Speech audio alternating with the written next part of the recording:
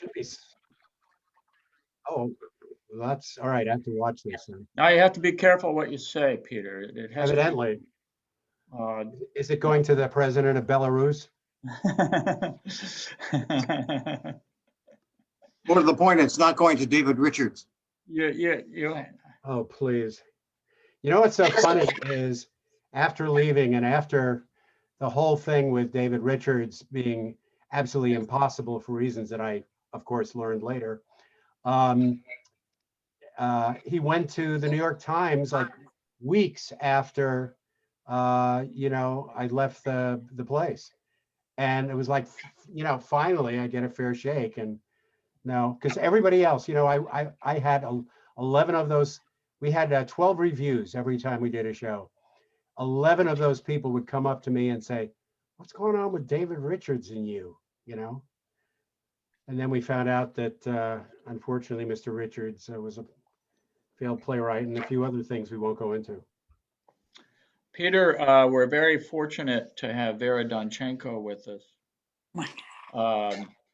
Vera is a brilliant pianist, and it's hard to know where to start. She's been coaching opera. Coaching opera since the time of Chaliapin, and by the way, Vera, a friend of yours sold me her collection of Russian folk songs, Yiddish, and these are all on LPs. Her name is Kaplan. She lives over in Rockville somewhere. Oh. And she had a collection of all kinds of fabulous stuff, some Richter and Slava, all on Melodia, Yes. Right. It's interesting. I wonder if you will know her name. The last name was Kaplan, and we talked about you. She had only good things. Kaplan. Oh, okay. She's Ukraine, from like Odessa or Kiev, I can't remember. Yeah. Uh-huh. So Peter, Vera runs a Russian cultural organization and hosts, even throughout the pandemic, presents major artists at the Russian embassy and other places. Good. And then Vera works also with her brother Victor, who was really the go-to violin teacher at Curtis for many years. And Peabody, and whom we lost this November. Your brother? Did you know Victor died November 18th? I did not know that. Oh my God. That's sad, Vera. I'm sorry to even bring it up. Yeah, Strat, you know what Strat did when they published the, the article about Victor, they also tied up with complete masterclass. It was a brilliant idea, but Victor is no longer with me. Well, and he died of cancer, not COVID, but too soon, too fast. Right. Nobody predicted that. So my beautiful soloist for 50 years, no more. You know, Vera, I heard you at Sasha Cohen's musicale with Victor. You did the Frank. You did a Joseph Suk piece, as I recall. Joseph Suk, yes, Песня любви, the song of love, right? Right, and then the Frank Sonata, and yeah, that was lovely. That was really lovely. So thank you so much for introducing me. I really didn't deserve it, but I was waiting more for than deserve this it. In event. fact, we're not going to even talk to Peter tonight. We're just going to talk to you. Thank God. So, Nancy, is that Nancy Simone, the iPhone? It's Nancy Simone iPhone. I'll change that ID. You need to put your name, for God's sake. Mine. Your name is iPhone. So, anyway, and some people. By the way, if you lurk, if we don't see your face, we do put this unlisted on YouTube. And then if you're just lurking, it only looks like 6 people have attended. So Polly, it's nice to see you. We're kind of seeing mostly your ceiling, by the way, Polly. So you want to bring your laptop. down a little bit. Maybe she can't hear me. That's possible. So, and now bring it up a little bit. Perfect. There it is. Well, okay. Very good. So I'm trying to think of what we have next. I always like to say that.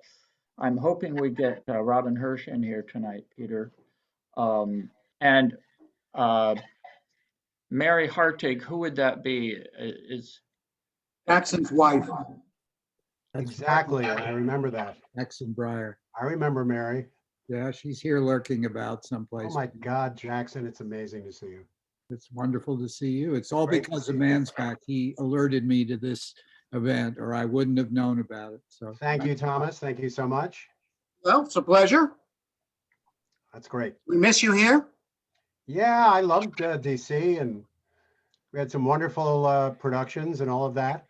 But what I was going to say before was that those 11 people would always talk to me, the 11 reviewers, you know, Bob Mondello and all those people. And they'd say, you know, Absolutely. that show was great. What did David Richards have against it? And all of them, Hap from the, you know, Washington Times. right, the Washington Times, all those people. You knew the story. That's why we were sorry to see you go. Well, it was tough. But it was tough going, you know, because when you have Absolutely. the main guy of the Post, and, you know, I had a meeting with him. I don't know if you know this. I had a lunch with him and I said, what's going on? Why are you, you know, other people? And he said, well, I just have my opinion. And I requested that, I forget the younger guy's name, that the second string guy do our shows. And he said, no, you're a first-rate theater. You deserve a first-rate critic. And I said, great. Should have said was then send the younger guy. He is. Yeah, well, No, I'm just teasing. you're right. But I think maybe first rate, it was the first, you know, level or first rank. I don't know. Anyway, water under the large bridge. At least so there- Peter, I haven't seen you in a while. When did I last see you anyway? I can't even A remember. few weeks ago. It It was a few weeks ago. in the flesh. Oh, in the flesh. Yeah. 1907. Yeah, maybe? something like that. Yeah. Something like that. Well, just so it wasn't clear, there were a couple things that were not clear in the messages I sent out. Peter is out in Carpinteria. Is that how we pronounce it? Carpinteria, yes. South of Santa Barbara. He's been moving constantly to avoid the fires and the avalanches, and come within inches of losing his home to the catastrophes. But since I can't even remember, Peter, if I saw you after you went out west, I feel we did get together once. I feel like we did, Burnett. I'm not sure when, but I feel like we did. Yeah.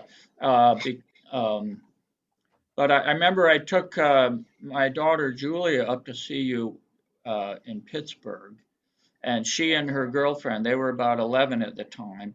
I told them if they met you that you would make them Hollywood stars.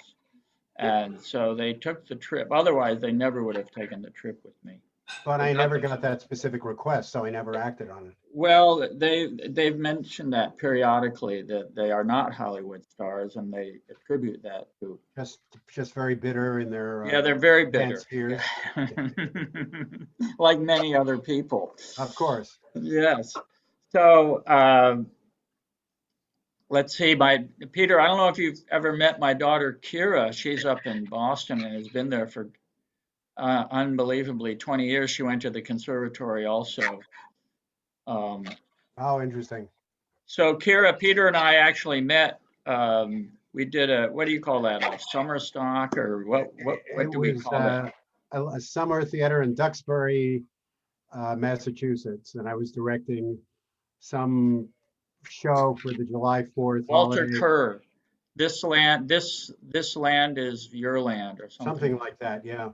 And I did it. I mainly accepted it, not only for the money, but more importantly, so I could be on boats in, you know, Duxbury. yeah, in the Duxbury area, in Cape Cod Bay or whatever you call it. Well, of course, the highlight of that show, I did it only for the money, Peter. But it was great because we had to drive there twice, 2 or 3 times a week from Boston. It was an hour and a half drive in rush hour. And so that's how we got acquainted. But my favorite was that this was members of the club. It was really done for the children of the members. And then there were some adults in it. And one of the adults was the chef of the Ritz Hotel. And so he played a kind of a caveman figure in this thing. And I brought this up the last time I saw you. And in the show itself, he brought an actual roasted leg of lamb. And then in the middle, when he got upset, he threw the leg of lamb across the stage. It went flying, grease and all. So I figured this was something you had planned, but you said it was a complete surprise and don't have any memory of it.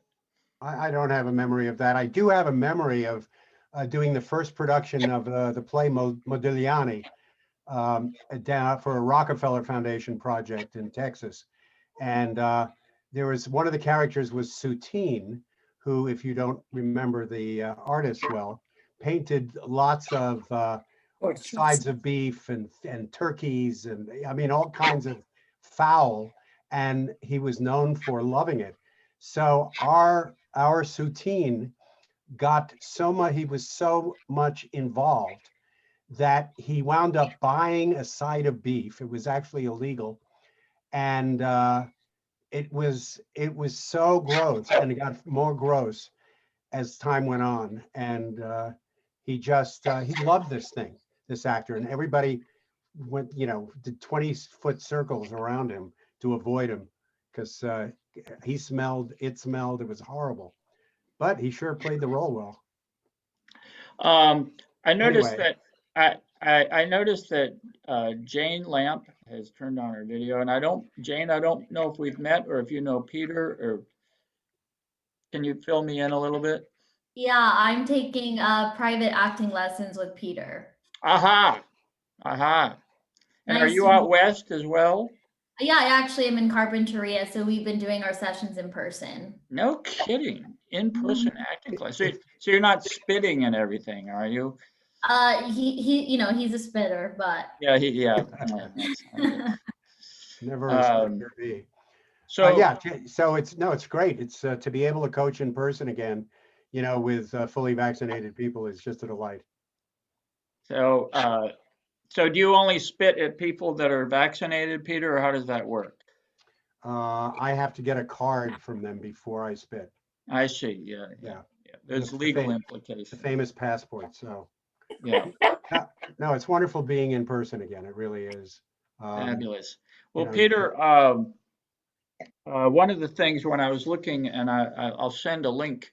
Actually, I asked you if you have an archive of your classes somewhere so that we can look at them. I have a list of classes that I teach, which are about 18 different topics, all related to this field. And can we watch them? Watch them.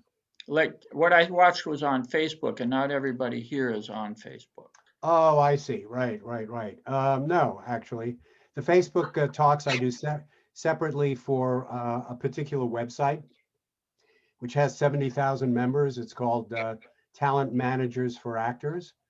And I teach there Tuesdays at 2:00 every week, 2:00 Pacific. Well, I was very struck by the one that I watched. I'm sure Vera, who coaches opera singers,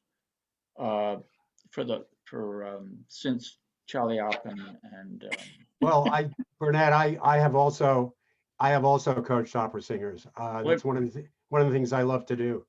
but remember when back in the day you did As You Like It in Boston for Cambridge Light Opera, and it was so physical. Yeah, it wasn't As You Like It. It was Così fan tutte. Così fan tutte, and it was very physical, and the audience was just cracking up nonstop for the whole Yeah, thing. it was was a big production. It was fun. Yeah. I didn't realize you had seen that. I did see it. So, but what I wondered if you could talk about was the things that you discussed in that lecture that I saw, where you talk about how you address the script and how you address the other person and the mechanics of the way that worked to make sure that it was dynamic, not just a practice, but it was dynamic and it had shape that was unpredictable in the so-called reading. Right. Well, you have to understand that most actors get a script, they look at it, and they start making choices, and they come into their first reading having made all these choices. But that is not an exploratory process, and it's no way to find out what is true and real and believable and meaningful about the material. So for me, it's, we call it an organic process. And that organic process for actors has to start by simply having people open their mouths, talk to each other, no preconceptions, and start excavating the clues in the text by doing that. So that's really what I'm teaching in that very first reading. Then they start making preliminary decisions based on that initial work. And then it's about experimenting. It's one of the analogies I use is do you rehearse like Rodin sculpts or like a 5-year-old child sculpts? The difference between putting together little ideas and little pieces slowly but surely, as a child might sculpt, and as I must say, as I did when I was 5, which is, I guess, where I get it from. Or do you take a hammer and a chisel and say, if I were to split this project down, from this angle, what would it reveal? What would open up? So suddenly you're in the driver's seat as an actor. You're trying things out, you're assessing them, you're making adjustments for the next day, which is terribly important. That's one aspect of what you're talking about. Another aspect of what you're talking about is the process of getting yourself from you in your house, in your studio, in your soundstage, to the character in, wherever they are. It could be Second World War in Poland, I don't know.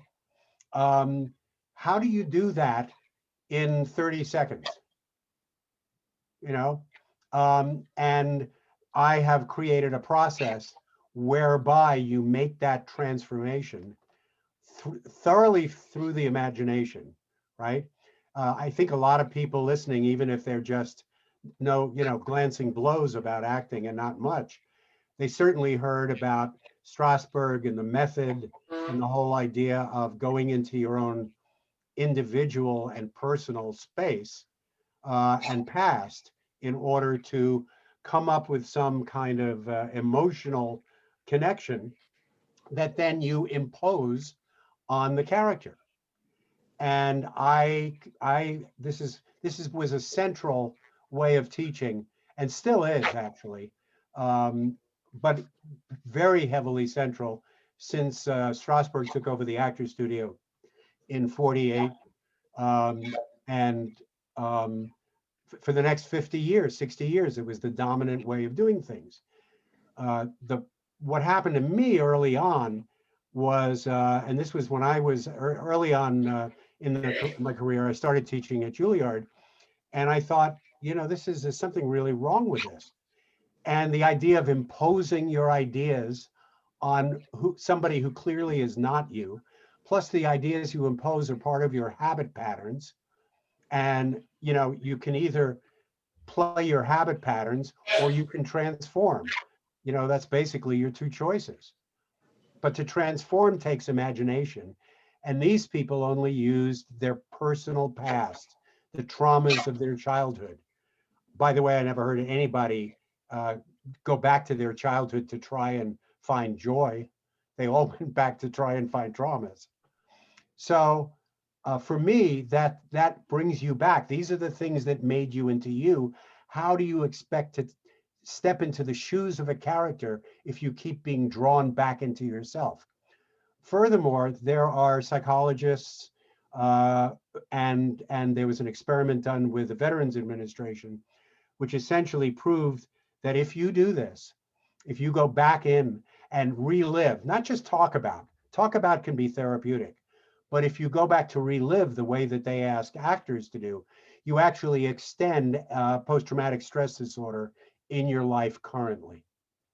You're basically rebuilding and opening up the furrows in your brain that possess that trauma.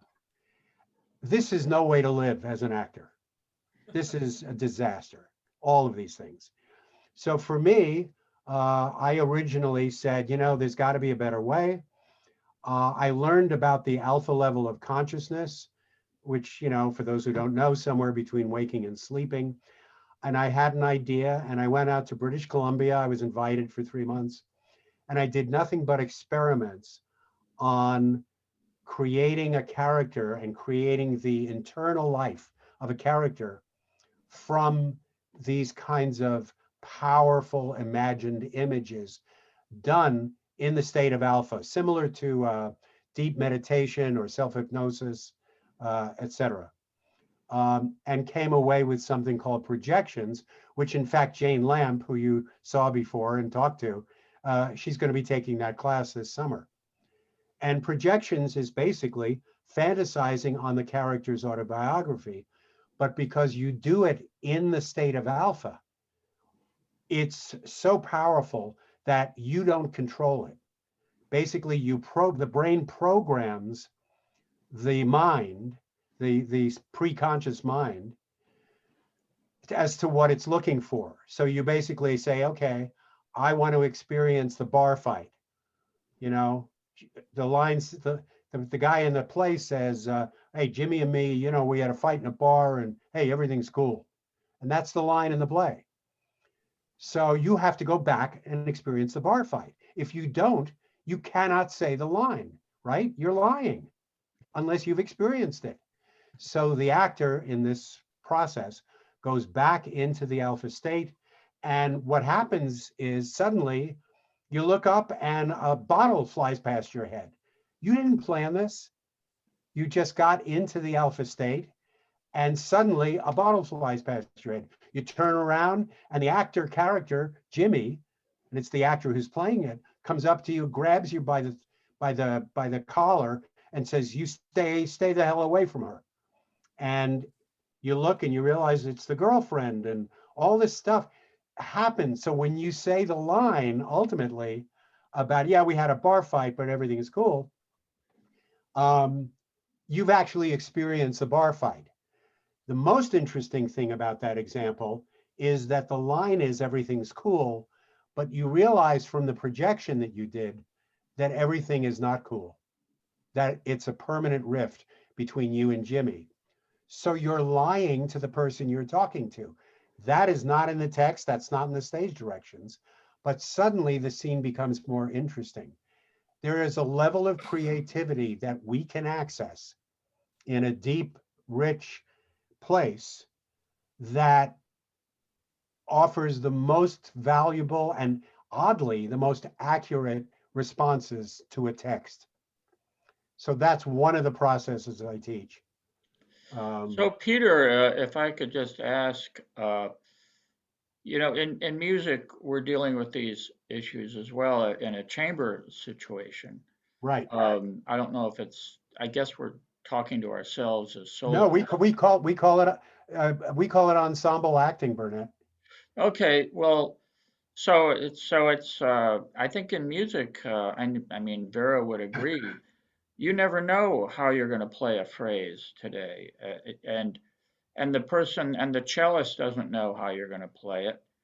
And certainly, let's before we even get to jazz, and if you're doing a Brahms quartet, people can change the way the melody, and they will change the melodies being played. They'll do a little agogic emphasis. They'll take a little time. They'll make it suddenly quieter, because they feel differently, they forgot to take the trash out that day and they realize But that's going to be too much. it's a great analogy because the problem with what you're talking about is the fact that there are many, many passages, probably most of them, where all four players, if it's a quartet, have to play together. So there are certain decisions that have to be made, right? But you're talking about when a soloist gets an opportunity to shine and has that variation. Same thing with acting, right? There are certain places that you're going for a certain thing, but you have more liberty, when you have a monologue or, when you control the scene and everybody has to respond to you. I have a dumb question for you. Well, I have a lot of dumb questions, but I was just watching, you know how you get lost in YouTube, you look up something like the life cycle of the sloth, Right. and up comes David Letterman with the That's guy from exactly. Goodfellas. I can't remember his name. Joe Pesci. Joe Pesci. He, in that scene where he killed the guy in the basement or in the bar, it just came out of nowhere. You think I'm funny, and then he slaughtered the guy. Yeah, I love that line, the way he does Yeah, it. I think it was very, if I understand it correctly, it was improvised. It just kind That's of, what I've heard. I've heard right. that they improvise some of that, but a lot of those kinds of sets, I mean, there are certain real and improvised feels you want. So you set a scenario, you know where the beginning, the middle, and the end is, and sometimes you let the actors go.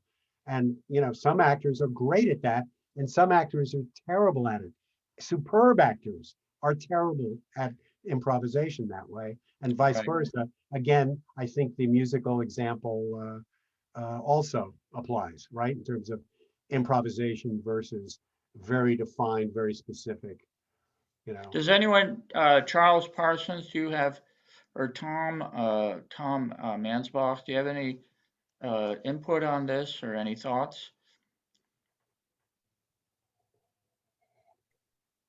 No, I'm listening. I think it's fascinating as he recounts some of these things. I have a question, Peter. How do you account, I mean, I understand your somewhat negative view of the method. Right. And it seems to me you're going completely in the other direction, which is toward the text, toward what's in the script. Precisely. Which I thoroughly agree with.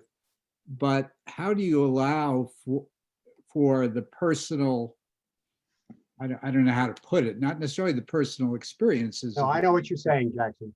Yeah, how do you account for you looking for that bar fight may be very different from me looking for that bar fight, and how do you account for that? That's personal sensibilities always come into it. But the basic idea is you don't focus on the personal sensibility. Your experiences are inside of you. They have happened, all right? You're not going to get rid of them because you're imagining another character. But my point is you don't go back into yourself. You deal with the text, you deal with the imagination, and magically all the stuff that you experience lends texture to the performance.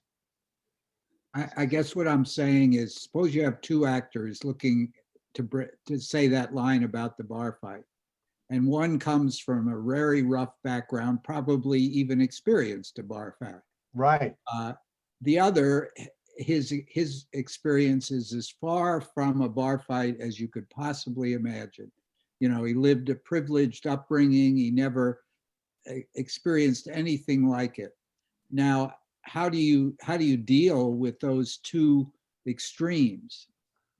Well, you don't have to deal with those two extremes because one of those actors is going to be cast in the role, not both of them, right? Really mean, does it, that the person who had the personal experience is going to be the better actor, does it? No, not at all. The person who has the let's put it this way. Kristen Linkletter, who is one of the, if not was the greatest vocal coach for actors and period.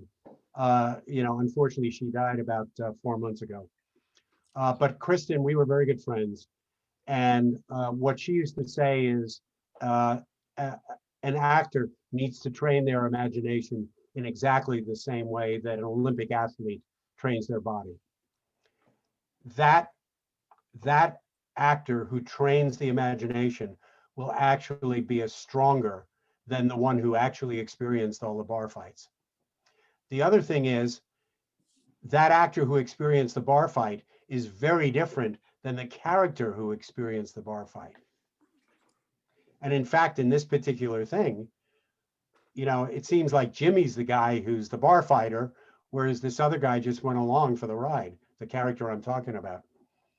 But that's the basic idea, is the imagination is so powerful. I mentioned before the 3 months that I spent in British Columbia when I was at Juilliard. And one of the first thing I wanted to do was to find out how much can belief in something that doesn't exist take over. In other words, can you believe, and of course this was an acting concern at the time, can you believe in something that doesn't exist? And we worked very specifically. We were actually working, believe it or not, on the Bubonic Plague as a kind of play topic, a theme. It was just an excuse to do the research, but that we had to have some kind of formal thing that we were moving towards. And we were working on buboes in the first 2 or 3 days. 2 of the people in the first 2 or 3 days actually went temporarily psychotic. They believed that they were in the time in 1348 in Europe and that they had gotten the plague. I had done research, I had presented the research, so that had already slipped into their imaginations without them knowing.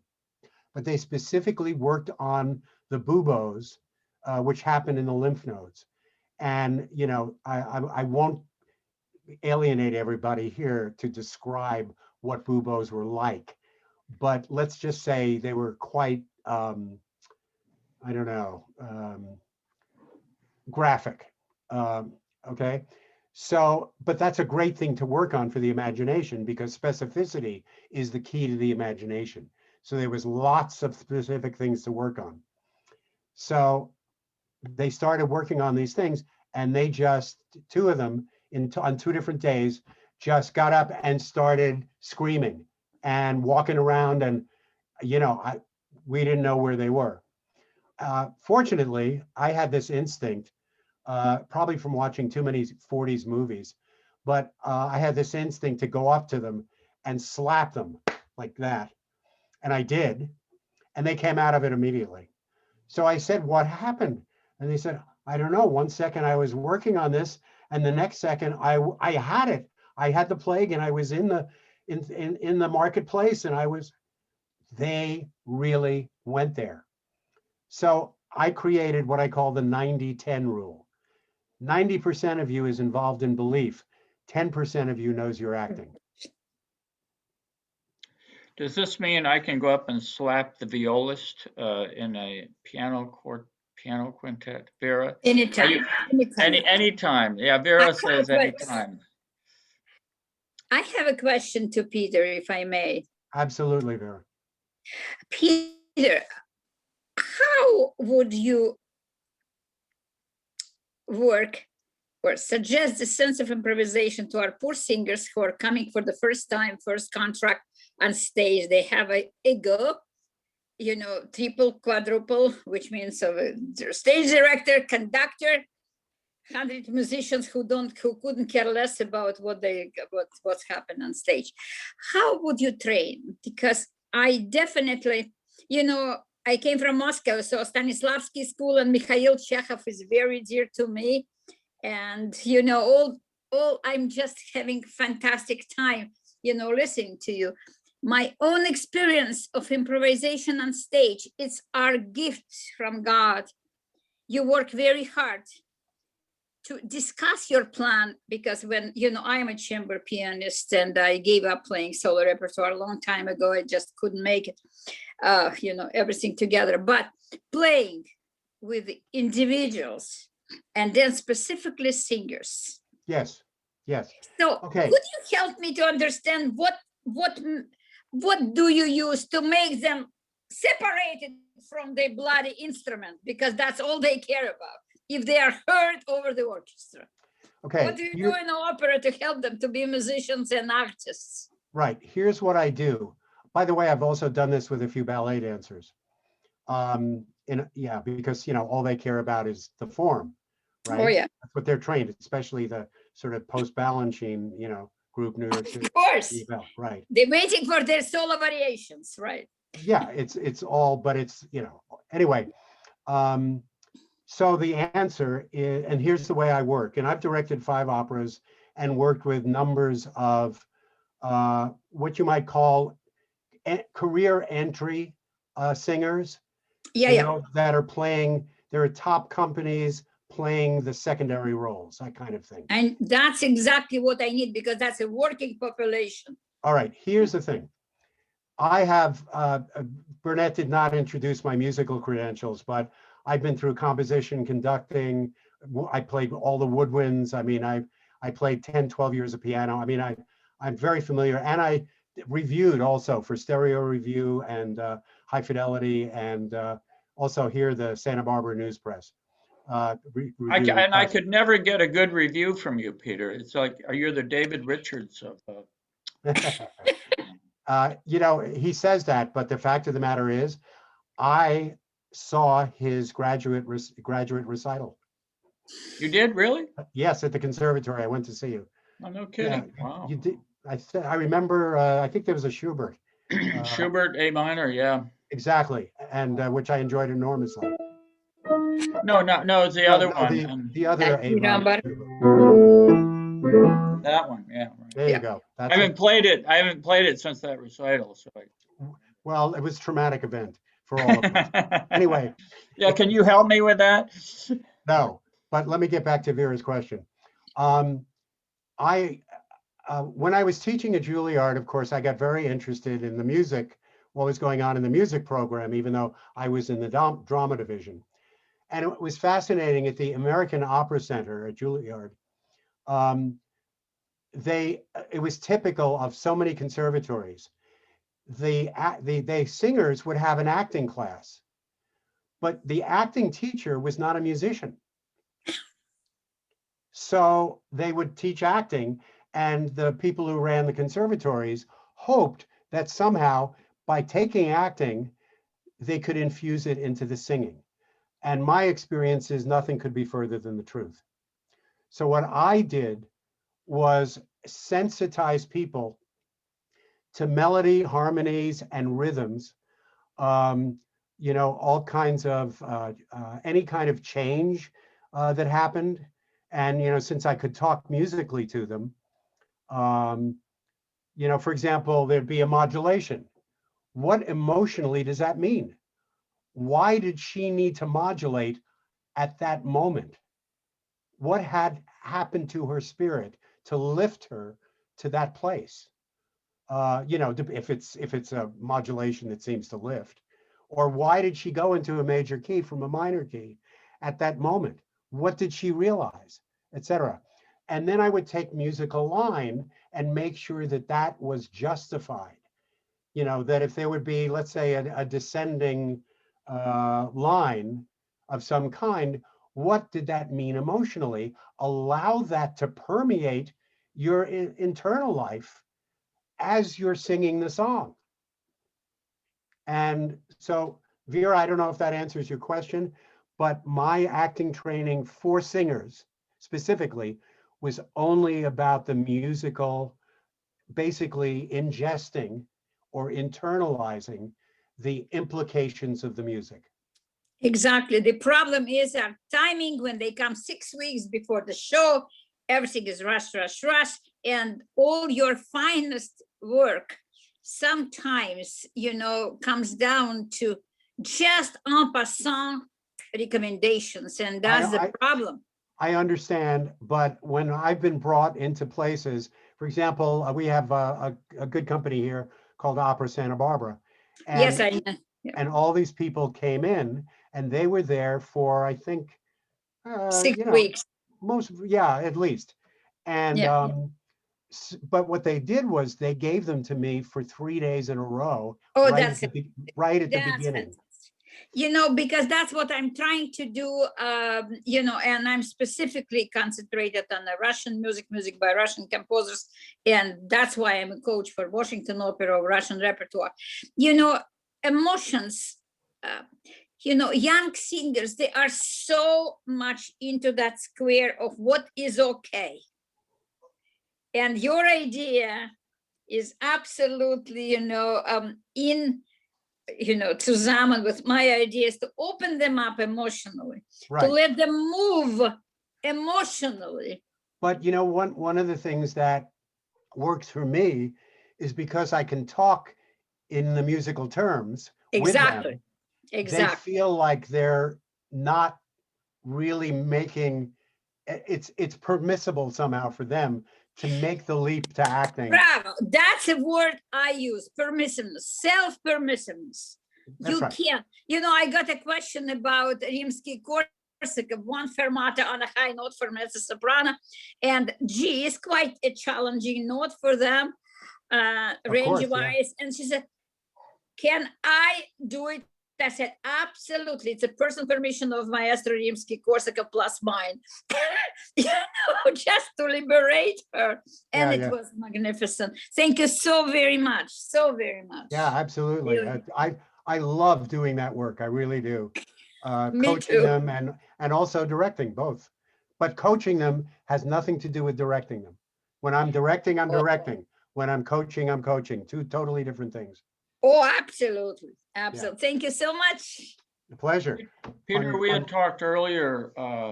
Vera, by the way, I've neglected you and I'm embarrassed. I'm going to call you up. We'll have lunch real soon. Of course. Yeah. Of course. We have to go back to normal life, Yes. capacity. So Where assume that we're north. Go ahead. Where is Vera, Burnett? Vera Washington, D.C. All right, so maybe if I come to visit you in August, September, I'll Anytime. There you go. we'll go have lunch or something. Yeah, we'll hang out. Anytime. Yes. Yeah, Absolutely. Absolutely. I'll be honored. I wanted to interrupt just a second. Tanya, I don't think we've met. And do you mind introducing yourself and tell us how you happen to be here? Well, yeah, I'm Tanya, and I got a link in my email, and I don't know where it came from. It must be on your list. I'm on someone's list. It's and spam. Yeah, it's just one of those things. We're looking for data. Are you in the DC area or where are you? I am. Yeah. I thought maybe it came from the Arts Club, perhaps. Could very well be, right? Are you a member of the club? I am. I see, because Tom Mansbach and Charles Parsons, myself, That's right. are members. Well, thank you, Tanya, for checking in. Burnett, can I ask Tanya a question? Of course, go ahead. How often, Tanya, do you get feedback that you have a Meryl Streep look? I've gotten that before. It's been a long time, but You do. You have a Meryl Streep look. thank you. I have heard that. It's a grand compliment, believe me. So, well, great, Tanya. I hope to meet you at the club one of these days. I'm also Likewise. pretty active over there. Too active, right, Charles? Peter, we had talked earlier about there was a piece in the Wall Street Journal a couple of years ago about business leaders who were seeking out theatrical coaches. Yeah. Because this was no joke that they were speaking to people and they had to drive it. They had to drive it home. And have you worked in that kind of context, or you? I What are your have. thoughts? Yeah. I have. I started. I actually, it was when I was at Juilliard. I did some moonlighting at Pace University and taught public speaking, and that started that part of it. but they're completely different. They're totally different fields. So I had to completely come up with another set of ways of teaching public speaking to, to these kinds of people. But lately, for example, recently I did a workshop, which was really fun, with 55 lawyers at the Santa Barbara District Attorney's Office. That sounds like a joke, Peter. Are you working on this still, or?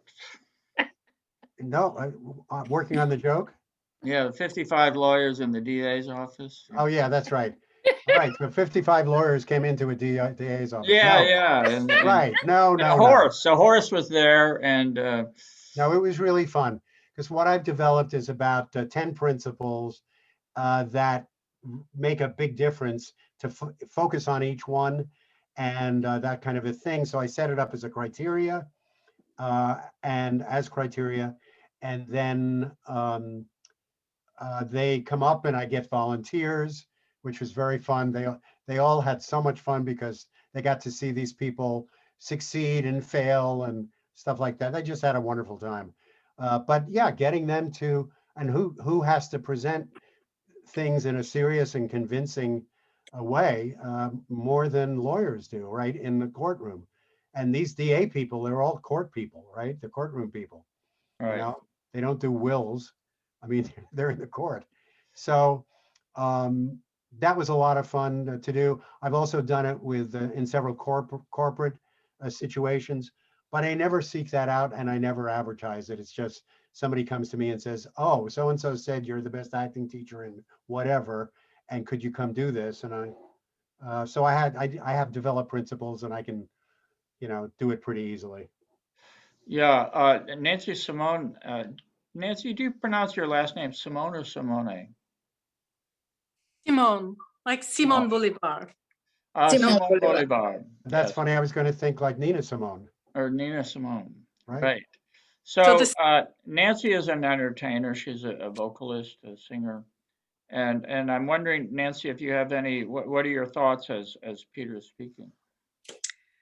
Well, I'm taking good notes, and I'm wondering how I can learn and apply some of what you're saying to a project I'm working on, which is a one-woman show. Oh. I wrote the music for, wrote the lyrics and the songs on a historical character that people would know. Ah. And I think I know this character, but I think I need to know her a lot better. And I like some of your ideas. Can we ask who the character is, Nancy? Yes, it's Mary Magdalene. Wow. Okay, now have you seen John Adams, The Gospel According to the Other Mary? I have actually, yes, I have. They did that. No. The NSO did it 2 years ago. Yes, I was in that audience for one of those. Peter, I thought it was one of the greatest pieces I've ever seen of anything ever. John Adams is, he's the guy. He's amazing. Yes, definitely. He's really. That was an amazing piece. He had 3 countertenors as a chorus. Oh my God. Yeah, like a Greek chorus. I was going to say that's very Greek chorus. This was one of the most like unnerving things you've ever seen. But Nancy, I'm taking away your story here. What's going on with that? Well, to tell her story, I have to bring in other characters. So I get to be the other people too. I get to be Jesus. I get to be Judas. I've always wanted to be Jesus. Yeah. I love doing the Judas lines, and but all of this is sort of woven in. She's reminiscing about, I'm not 35 anymore. So she's reminiscing. The fourth wall is gone for part of it. So I'm speaking to the audience at first. I go into my reminiscence. I tell the story, and then I come out, the fourth wall is gone again. And I invite the audience I give them a challenge. but you know, I'm trained as an opera singer, but this is not an opera piece. Part of it is improv. Not all the songs are written down. Some of them are just lyrics that at the moment I sing the melody that comes to me, and I did it that way so I wouldn't get bored with the production myself. You know, it's kind of like working for yourself. You kind of yearn to be with other people, but with a one-woman show, it's just, you don't have that interaction with other people. It's just an ensemble of me and the characters. Right. Yeah, I've done a lot of one-person show work with people on their one-person shows as well. There was an opera singer, in fact, and I'm trying to remember her name. She was a mezzo. She was in the Boston area. She was married to Newton Whalen, the conductor. Jan Curtis. Oh, I don't know if you know who that is. No, I don't know, Jan. Yeah, she did the lead when they did the Houston Grand Opera did the lead, the Huey Long piece. Oh, And she was the female lead in that. And I actually coached her on that during that time. But anyway, yeah, Jan did a show where when she was 38 years old, she decided that she was so tired of doing other people's material and she was going to do a show. And Newt was a terrific composer, did a lot of PBS composing. And so they wrote this musical called Good News Only, which stemmed from the idea that she had such trouble in her life, this character, that when she picked up the phone, that was what she said, good news only. That was the idea. And we wrote this one-person show for her that was really wonderful. And she toured all over with it. She had a real success with it. She was a great singer too. cool. Really good mezzo. That's Nancy, wonderful. Nancy, where's this going to go? Have you gotten that far to production? I'm still in preview shows right now, working out some things. I've done one show. I've got one or two scheduled for the summer to just for specific small audiences to get feedback. So I hope to tour with it. It's what Cool. my are. But So, do you have a stage where you're trying this out, or that we can come to? well, I will let you know. I mean, it would be, the previews are in this area, so I would love to invite you for sure. Thank you. You must. Thank you for asking. Thank you Yeah. for, I appreciate And you know, these days I can tell you from our concert series, although things are supposedly going into a thaw, that the live stream has completely changed the audience. So instead of 70 people jammed into the Arts Club for a pianist, we're getting 250 people from Japan and Sweden and Paris and New York and Carpinteria and so forth. You know, to that end, Burnett, to that end, you know, the same thing has happened with me. I have students in Vienna and Brazil, and it's amazing. It's just incredible. Yeah, we wanted to talk about, let's switch because we're kind of getting on here. Peter, let's switch to that subject of how the pandemic changed your paradigm and what you were looking at and so forth. Well, I have a winter session and a spring session, and we were finishing the end of the winter session. I had a week's break, and then we were supposed to come back for the spring session, my classes. And on the last day of my winter session, suddenly everything shut down, and I had to cancel the entire spring.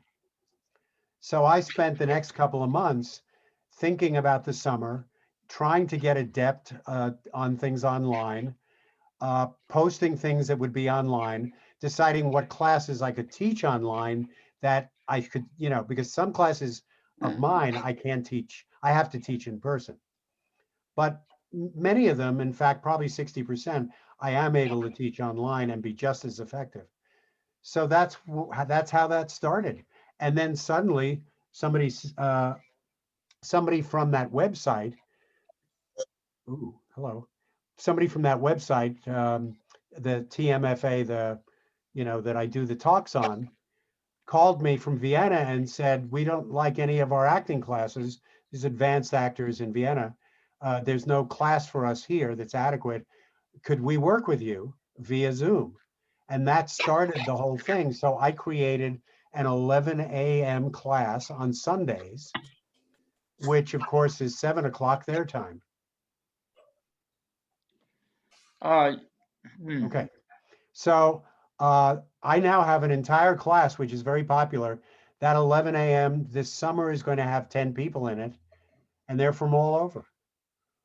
So it's really terrific. It's So that's very stimulating, right? I mean, that's giving. It was very stimulating. You. The great plus was able to work with people outside my area, and to, really spread the word. And who's doing that? What is that? What is happening? I'll take care of it. Okay, I don't know whose guitar that is. We'll find out. Okay, but so it's been, for me, the silver lining has been tremendous, and I don't have to go down to LA and teach. I used to teach 2 classes, Mondays and Tuesdays in LA, and have to stay over Monday nights, and I don't have to do that anymore. So, it's a lot easier and frankly cheaper for me at the moment, doing what I'm doing. Right, yeah. Well, an issue I have with my teaching is that, everything went to Zoom a year ago, March. Right. And now that I teach on my deck, and I mean, in short, my students have to learn all their Bach, but they also learn jazz. Right. And so they have to learn double bass and drums. And so I have all the instruments out on the deck. Oh, Well, my goodness. yeah, this has been going on a long time. So everybody's happy about that. The problem is that they get used to having something from 8 to 9, and then we just turn on Zoom for our piano lesson, and it ends at 10. And so everybody's used to kind of not having to get in a car, Right. somewhere, which is no small matter at 4 o'clock near the Beltway on a Wednesday afternoon. Exactly. But that's what we have to recover from, actually, Peter. I agree with you. Yeah, for Peter? thinking about going down every week for a couple of days, and I'm anxious. I love seeing those people. I love interacting with the people, but between the trip and the rental and the the whole thing, it's kind of a drag. But Peter, when things get back to what we laughingly used to call normal, Yeah, right. what do you think you will still do some things virtually? Obviously, with the people in Vienna, you will. You bet. I'm going to have at least 1 class and maybe 2 online. Again, as I said, there are a couple of things that I teach can be taught online. And so the things that can only be done in person, I'll do in person. And if there's a couple of things I can do online, I'll do that. Generally, I've had 4 classes a week, and I do about 5 coachings a week, maybe 6. So it's very active and very busy. And all of that. So in layman's terms, Peter, what's the difference between the things that you can do in person and that you can do online? simply that it has equal impact. I mean, I have to judge whether or not I'm teaching something that they can absorb or that can be experienced. For example, we have that projection thing that I was talking about earlier. I'm doing 2 sections of that because one filled up immediately, and so I had to create a second one, and actually canceled another one that I was going to do. So projections can be taught because all I need is them to be in a space where they can be absolutely quiet during the course of the you know, the course of the thing. The dog can't be coming in the room. You know, there can't be people in the next room they don't want to, you know, who are talking. I mean, they need absolute quiet. So, but if I get that, and if they can do that, then I can teach that just as easily as I can if they're in the room, lying down and going through these exercises and projections that I do. But something that I cannot do is you know, a love scene over Zoom just doesn't work, right? A fight scene over Zoom doesn't work. You know, so a lot of scene work can't be done over Zoom. The other problem with Zoom is the camera is either at the top or the bottom of the screen. So you're never looking at the person, you're always looking at their chest. Or they perceive that you're looking at their chest. Like I perceive you're looking at me right now, I would say you're somewhere around my third rib from the bottom, you know, and that's it. So how do you, you know, if I look at you, I'm looking at you right now, right? So what I do is I'm very used to now talking to people like this. And I'm just looking in the lens. You're not there. I can vaguely see you nodding below. But, you know, but if I do this, I now have the feel that there's a real person on the other end of the lens. So I can talk to you in very personal, if not intimate terms. What we're looking at with specifically at the Arts Club, which is the last series that I'm running these days, is in the fall. It's been all live streamed since a year ago, but in the fall we are ticketing already for live stream and live audience. Right. So and actually it has a little bit to do with revenue because we charge more for the in-house seating. So I predict that that's how the future will be, Peter. A little bit of each. People have been doing that, obviously. There's Yeah. a club in New York that survived this somehow called Smalls. And they were doing this for the last 5 years. They were live streaming all night long. So they were ready. This has been a big issue for, I think, a number of venues. I know that at the Cosmos Club, we have a lot of stuff that used to be live and then it went on. And people have found that the convenience of being able to watch the stuff from home is terrific because you don't have to spend the time going down to the club and back, and find yourself attending a lot of meetings for things that you wouldn't have attended because you wouldn't have taken the time to go down to the club, but you would tune into it. Right. And at the Phillips, we have a question of how we're going to deal with our music program. And the music program at the Phillips has basically been recorded and free during the pandemic. But how do you convert that back to producing a revenue stream that allows you to support the program? And there are a whole number of things. But one of the things I was curious about that I wanted to ask Peter about was, you know, you're very active on both the East Coast and the West Coast, and both in the US and in Canada.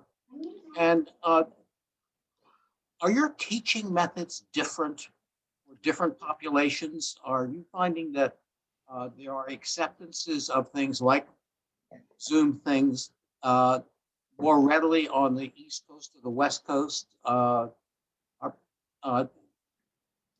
do you consciously change what you're doing the same way that I oftentimes do my law practice, whether I'm practicing in the US or I'm doing stuff in London or on the continent or in Africa? You have to, you know, this is all in the realm of, I guess, maybe the sensitivity training that we're all going through now at every single Right. know.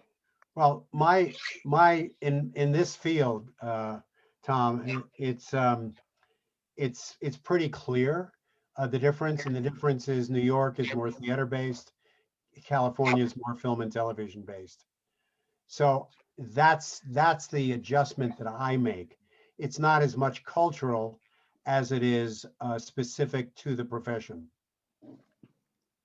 Makes sense. And so if I'm working, you know, with New York people, you know, very often voice, speech, body is that much more important to those people because they're involved in theater. So I talk a lot about that and the connection between that. And also auditioning is completely different on both coasts, right? Especially now, I don't think that everybody's auditioning on recordings now. Everybody's doing video. They call it self-tape, by the way, which I refuse to repeat because there is no more tape. But that's not, what I do.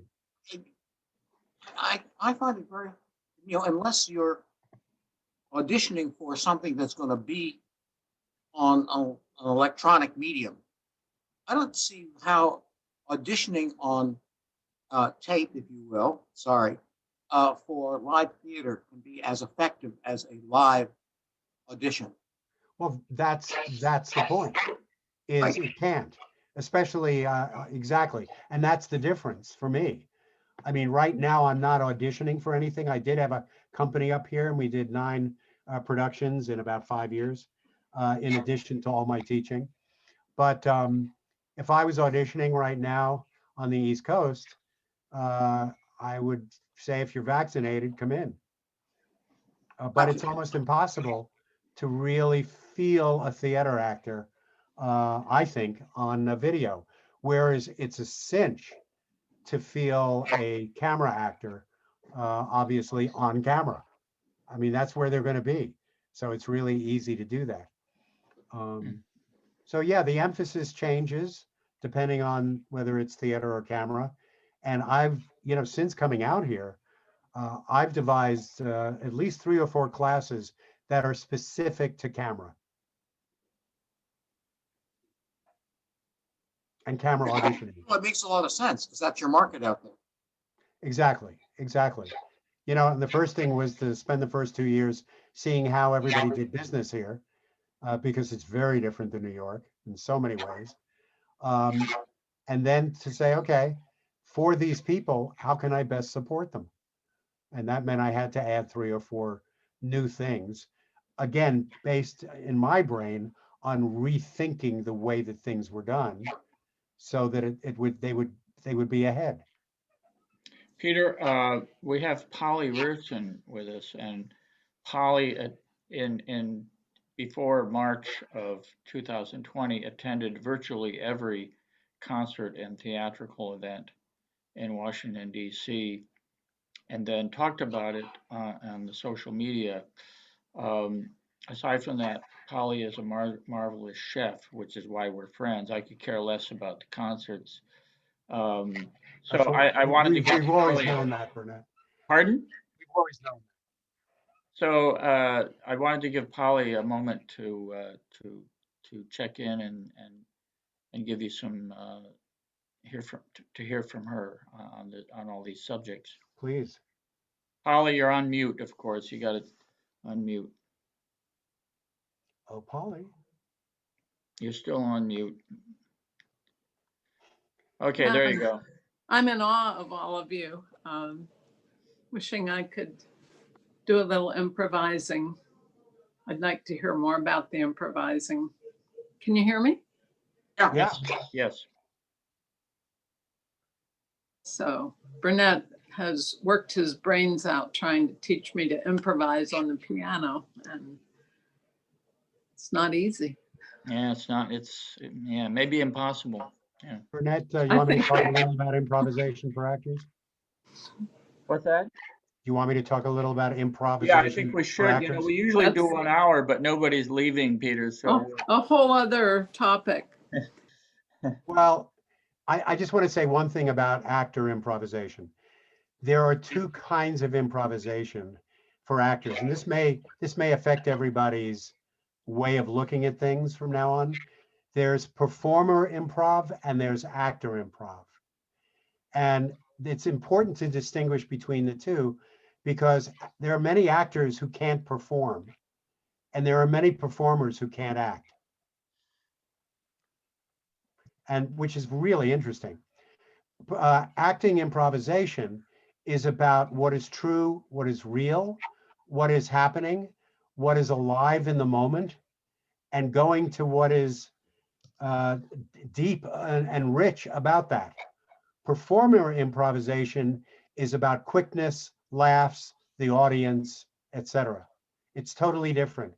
Everybody in this country is more used to, performer improv, which is, Second City and the Groundlings in LA and UBC and all of these companies, that do the off the cuff funny improv, which is done for laughs. And it's the heart of it is actually from the brain.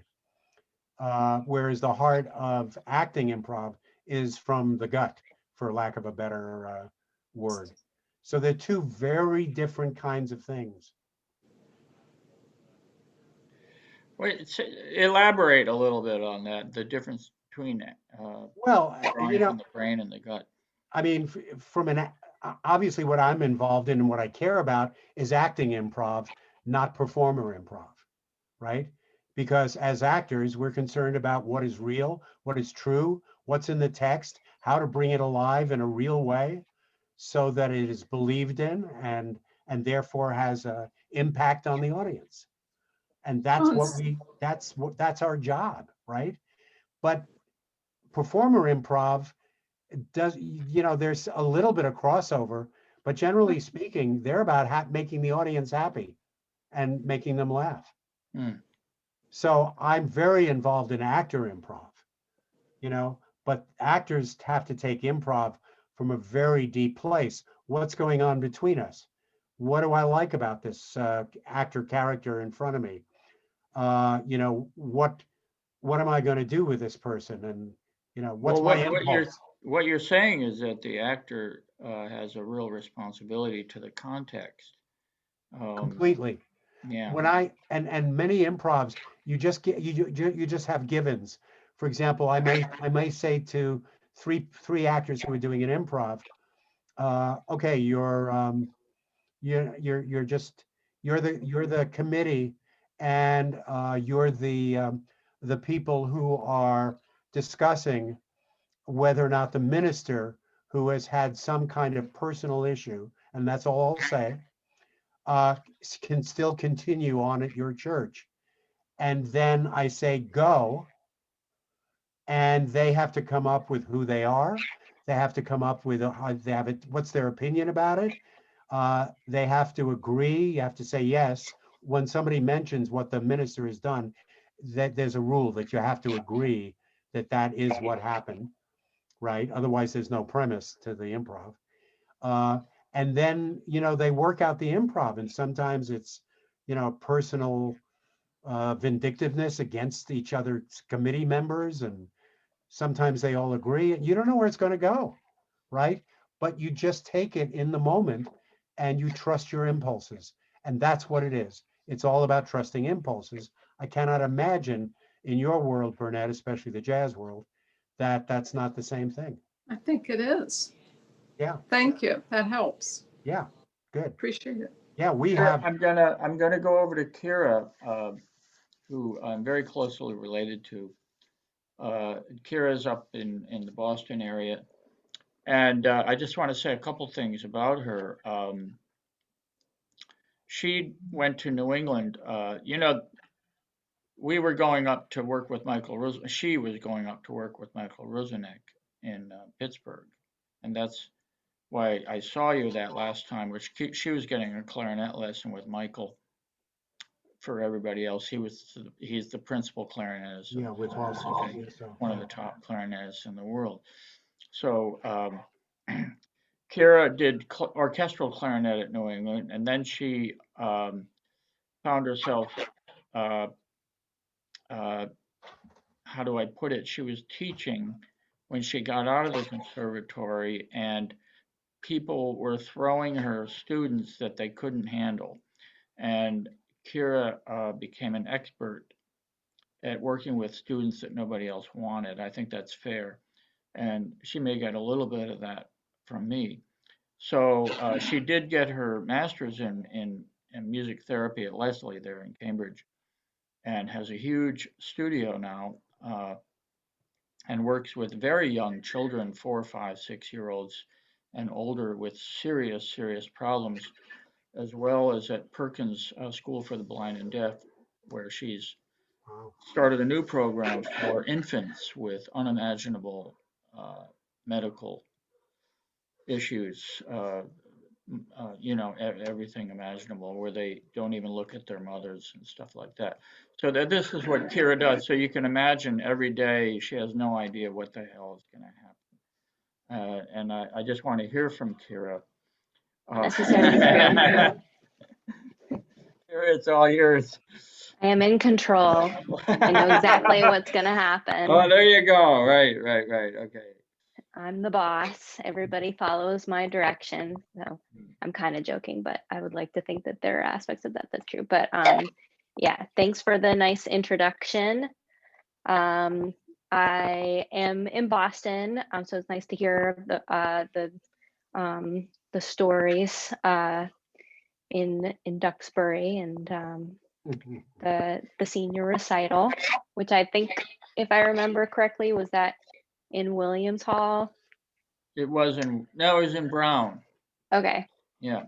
That would have been my second guess. And yeah, it's interesting. I was just in communication with one of the deans over there at NEC. I'm in Boston. I own the Music Tree of Boston, where we offer music lessons, instrumental lessons, and music therapy. I also offer special events for kids with special needs, like birthday parties. I'm a music therapist as well, mental health counselor, and incorporate the intermodal expressive therapies. That's what I got my master's in. And I'm also at the Perkins School for the Blind. I've been there for 7 years. I'm in their infant toddler classroom as the music therapist with their infants and toddlers. So that's kids 0 to 3 with visual impairments and deaf blindness. And I started the music therapy program in their deafblind program on campus. I was there for 3.5 years. And I'm now still an infant toddler. And for the music tree and for our infant toddler program at Perkins, we're still 100% remote. We've been remote since mid-March of last year. And it has been very successful. And now for the music tree, we have 5 teachers. 2 of them are and will continue to be remote because they are out of state. We have students and families out of state, constantly growing, developing workshop series, bringing in guest teaching artists, and preparing for supposed in-person lessons come the fall. We're mainly offering instrumental lessons at the moment. I'm the only clinician. I'm hoping to change that in the near future. But we've got a lot of really great stuff happening virtually. And when we do continue in-person options, we're still going to be taking advantage of this kind of virtual format and the technology that we've become accustomed to, and moving forward with more of a hybrid model. And that's the plan. It's been going very well. So Kira, nice to meet everybody. So Kira, you are shooting from the hip all the time, and I know from experience of working with autistic kids, ADHD kids, and ADHD adults, that you're really kind of wondering, is this, you throw the stuff at the wall and hope it's going to stick?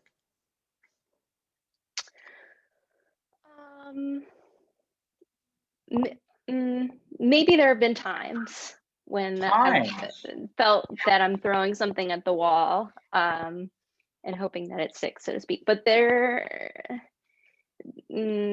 approach is specific and measured and planned, especially if you're working with a team, whatever that team looks like. It might be other RSPs or teachers, clinicians, parents, family members. When you're working with kids with special needs, complex, severe, profound disabilities, you need a plan. Hmm. You don't want to be just shooting from the hip. There is improvisation involved for sure. As an expressive therapist, music therapist, I am using what's called clinical improvisation constantly and prefer to. But there's clinical intent. Hmm. There are goals, documented goals and objectives, ideally an assessment that is performed before the sessions even begin. But it depends on the individual or the group. As a music therapist, I prefer live music. Surprise, surprise, classically trained, went to New England Conservatory. I have a strong performance background as a clarinet player. But as a music therapist, I'm using these days virtually, mostly piano actually, but typically in person, I would be using voice and guitar and a large array of percussive instruments, working with kids and adults with developmental disabilities and visual impairments and deafblindness. I want to have as many different kinds of musical tools as possible and allow the client to be able to express themselves in the way that is most appropriate for them and where they feel most comfortable. I have a plan that I'm going to fall back on. Maybe that's a set of songs, a format. There's some kind of outline that I'm using as a foundation to be able to move through an improvisatory approach in the moment. But without all the training and the experience and the goal setting and the planning, I wouldn't be able to successfully improvise or use clinical improvisation in that kind of setting. I would be more so just throwing things at the wall. And the clients are probably doing that, like literally. So I'm trying to avoid that. Peter, do you mind commenting on what Kira was saying there? Because speaking of unpredictable, let's talk about actors. I don't find most actors unpredictable at all. I was joking.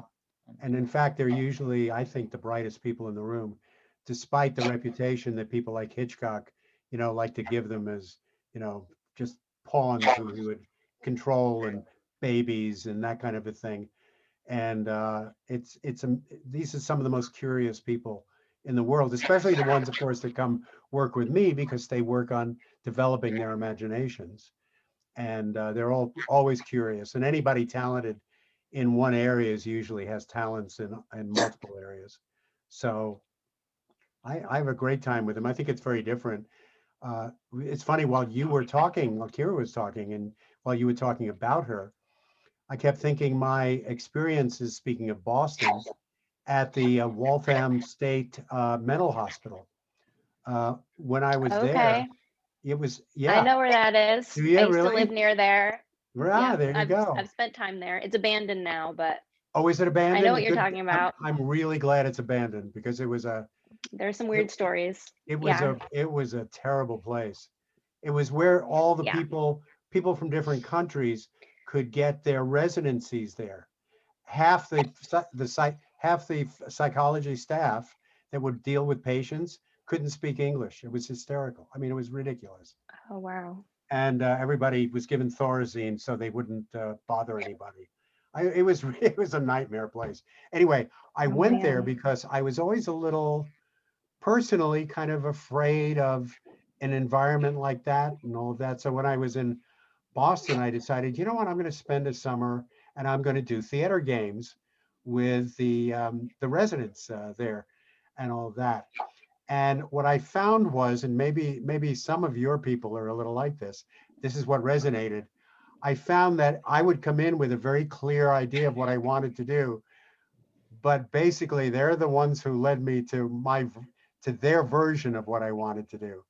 You know, you can't, it's not like coming out and going, okay, this is this, and here's how you do this, and this A goes to B, this, and it's like, no, they wanna, they're in the middle of calling hockey games in their head. Yeah. You know, this does not work with these people. So you have to find a way of going to where they are, right? And then slowly bringing them to where you are. I don't know if that's part of the effect that you have too. Yeah, absolutely. And that's been, it's interesting that you use that phrase, because that's often how I describe our teaching approach for the Music Tree of Boston, and how it differs, and how I felt like I've been able to bridge the gap between music education and music therapy through that training and process, which is initially what I wanted to do starting grad school. And then I felt like I needed to abandon that idea, eventually coming back to it, because with the humanistic approach within mental health counseling and expressive therapies especially, you want to meet the client where they're at. And in being introduced to that idea coming from a more rigid classical music education background, Same here. it's, you know, for your teacher, or if I'm the teacher, it's my way or the highway. And Yeah, right. if you don't like it, there's then what are you doing here? There's a point at which you just give up and say, okay, I'll work with you. Yeah. You know, my ideas are great, but they're not relevant to your world. So let's find out about your world, and then we'll move you very slowly into my world. Yes. Yeah. So same thing. It can be very powerful, and it can allow for more space to work with, and for more progress more quickly, because you're not met with and I can't think of the word, with some kind of argument or pushback. You're not met with the pushback that would prevent growth and progress. Right. And that's the kind of approach that the humanistic therapeutic process tries to encourage. Meeting the person where they're at, meeting the clients where they're at, meeting the students where they're at. Well, you really don't have a choice. I mean, you can't impose, you know, the discipline and the interest and the rigor of the conservatory. You know, you meet where they are and bring them towards something that actually is going to be, as you say, therapeutic for them. And you know, eventually my stuff was. Peter, I'm sure it sounds. Peter, I'm gonna care more about it. We usually draw it to a conclusion after an hour, and we've gone to 8:30. This is really fabulous, and could continue much longer. I have to say, this not surprisingly, Peter, this evening has gotten my focus substantially more than our other wonderful people. So I want to say our next guest is Mijo Hazama, and Mijo is Japanese, and she came to New York to study jazz, which she did with Harold McNeely at NYU, and then she wound up winning the Charlie Parker Prize. How a young woman from Tokyo does that, I don't know. And now she has a huge career, and she's now the chief composer and conductor of the Denmark Radio Orchestra, which is one of the last remaining European jazz orchestras. And very, very busy in New York as well. So she is our next guest. And she, needless to say, comes from has a lot of interesting things to say about music and our culture and the globalization of what we all do. We also had, I guess I can say to everybody here, Peter, you were supposed to be further down the calendar, and it was supposed to be Sonny Sumter, the director of the DC Jazz Festival tonight, and sadly, she developed the COVID virus, COVID-19, Oh, boy. and was hospitalized for quite a while, and is recovering at home. So she was not able to make it. But she will be further down the calendar, those of you who know Sonny Sumter and the huge impact she's had.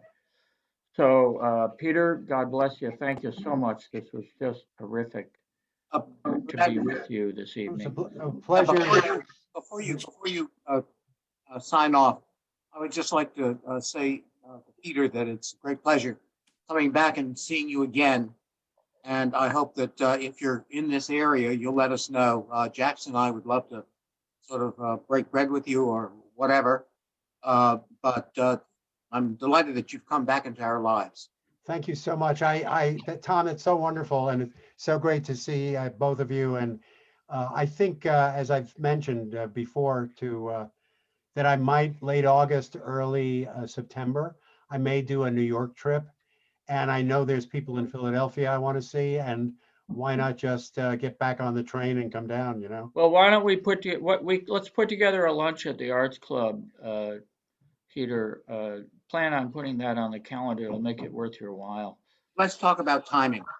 Yeah, let's talk about timing. I won't know probably until July, but let's talk about that, and we can. It's just that I'm normally I spend a lot of my time at Virginia Beach, where I grew up, and I am there in August and the first part of September.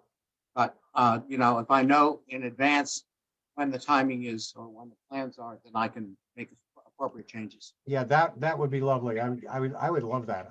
That would be absolutely great. By the way, Charlie Barnett was with us, a composer. He just sent a message. I wanted him to actually say a few words, but he's been surreptitiously lurking.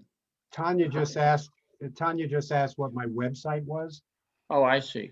So it's www.the-frisch Frisch is Frisch, thefrischapproach.com. So that's the website. Excuse me, is your email address on there too, I suppose? There's a direct email you can actually write to, and I'd love to hear from you. Fascinated by what you're talking about. Oh, bless you, thank you. Oh, yeah, Thank my you very God. much, Yeah, Peter. Nancy, keep us posted. I shall, thank you, this has been wonderful. Thank you Peter, so very much. Hey, Nancy, great to have you. Great to talk to you. Peter, My I pleasure. second everything Tom said. I'm so glad to have you back in front of me after all these years, and it would be nice to see you here in DC.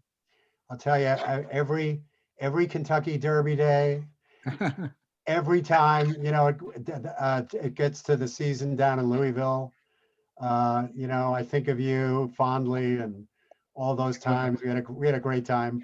Well, I have kids in LA, so sometime when I'm out there, if I ever travel again, I might be able to see you in your home habitat. How far are you from LA? I'm about an hour and 20 minutes north, Okay, but I would come down to have lunch with you. that'd At be what great. time of day? Yeah, right. What? He's saying what time of day. We'd arrange it so you wouldn't be stuck in traffic. An hour and 20 minutes at what time of day? Oh, I see. After my class at 9:30 at night. It's true. Actually, I can make it from Sherman Oaks and in the Valley, which is where my second class was. I had one in Santa Monica, one in Sherman Oaks. I can make it to my house in Carp, which is south of Santa Barbara, in 1 hour and 3 minutes. We'll hold you to it. Thanks, Tom, for getting me involved in this, and thank you all for enjoying this like we did. It's Bye-bye, terrific. Peter. Bye-bye, Absolutely Peter. great. All Right, right, wonderful to see everybody, you. thank you. Thanks, Peter. I'm gonna keep it on. I always have a little chat Thank with my you. daughter Kira. So Peter, and then I'm gonna call you. I wanna have a little postmortem and chat about, you know, not only this evening, but more about what's to come. Yeah, we need to talk. I go away for 7 days, May 31st, up to the Bay Area. So once you do it before that, let's do it this coming week. Sure, absolutely. Nancy, thank you so much. My Polly pleasure. and Charlie and Tanya, what a pleasure to meet you, Tanya. And I'll see you at the Arts Club at some point, I presume. Tom, we never get together at the Arts Club. We must end that streak right now. And I'm sure things are slowly oozing open over there. We'll make something happen. Great, thanks. So I'm going to say goodnight to everybody except for Kira. And Thanks, Peter. This was Yeah, great. Nice to really meet fun to you. talk to you. Thank we'll you. all stay in Thank you so touch. I'm going to much. connect everybody, so not to worry. Thank you. Bye-bye, Burnett. Thank you so See you much. later, Peter. Great fun.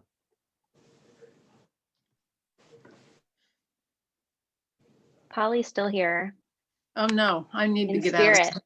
Nice Polly- to see you, Polly. Polly, No. Kira, Polly's having a party on Saturday for Nancy. Come on having a down, party. Kira. Yeah. Come That's and cool. join us. I'm sure it'll going be to have fun. fantastic. I just heard it's going to rain though. But anyway, that's all right. Well, we'll meet indoors. We're all vaccinated. We're inside. Yep, we're fine. How do I get out of here? Cool. Have fun at the party. Thank you. I loved your talk. Oh, thank you. I can't Thank get you. rid of you though. Ah! Stop. And Charles Barnett is still in the Zoom. Let's see. How do we? Charlie, as much as I wanted him to hang out. Let's see. Okay. Maybe.